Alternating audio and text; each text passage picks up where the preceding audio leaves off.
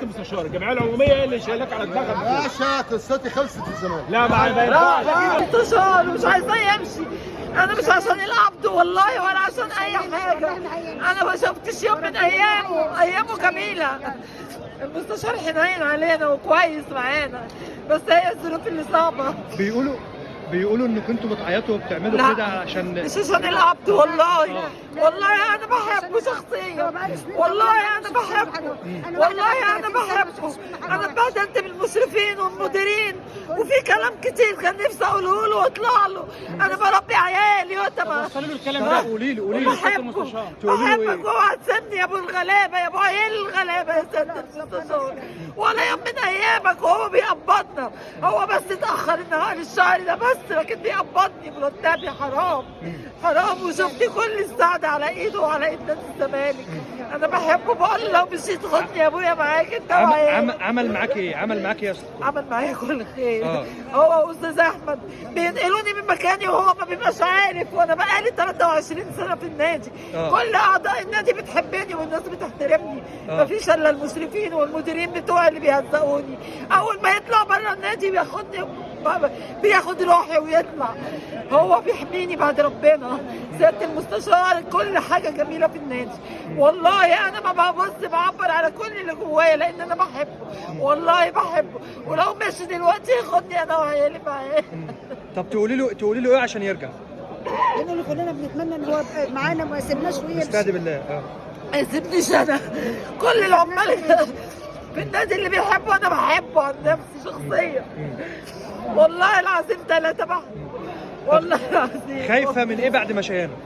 بعد ما يمشي انا خايفه بيطلعوني بره النادي. انا بتأمن عليا، بتوقف ظلم من غير ما اعمل اي حاجه عشان دافعت عنه، عن الزمالك وعن النادي بتاعي. يعني الكلام ده حصل وقت اللجان؟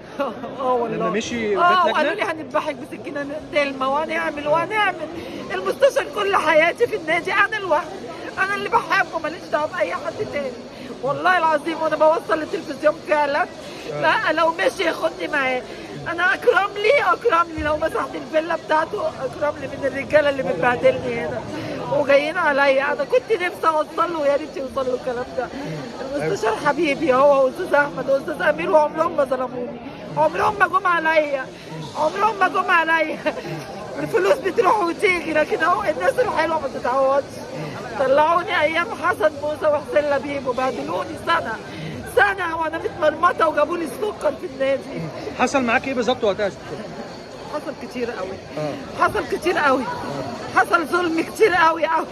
ما كانش عندي السكر كنت زي الجبل. وكان النادي خيره عليا وعلى عيالي. وسياده المستشار حد جميل، حد بالنسبه للنادي كله حد جميل. هو ليه هبته وليه كل حاجه جميله في النادي. والله العظيم هو اللي اسس النادي ده ما كانش كده. النادي ده ما انا اسمي شريفه سيد، وانا بحب سياده المستشار، وبقول له لو مشيت خدني معاك بس. مش هقدر اقول اكتر من كده. سكري عيب. لو مشيت يا ابو الغلابه خدني معاك يا سياده المستشار.